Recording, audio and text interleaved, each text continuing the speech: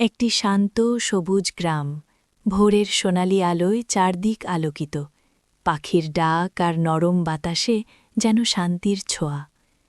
এই গ্রামেই থাকত এক ঈমানদার যুবক, তার নাম আবদুল্লাহ। ছোটবেলা থেকেই সে নিয়মিত নামাজ পড়ত, কোরআন তেলাওয়াত করত আর আল্লাহর ওপর অগাধ বিশ্বাস রাখত। তার বাবা তাকে সবসময় বলতেন, বাবা, মনে রেখো, আল্লাহ এক ও অদ্বিতীয়, তার কোনো শরিক নেই।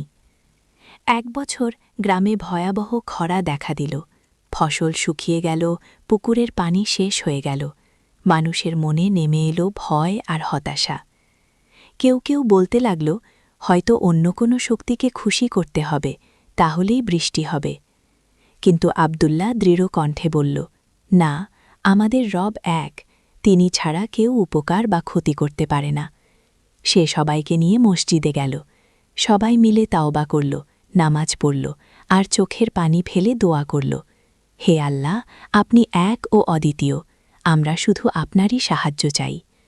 দোয়া শেষ হতেই আকাশে মেঘ জমল, শুরু হল ঝুম বৃষ্টি, শুকনো জমি সজীব হয়ে উঠল।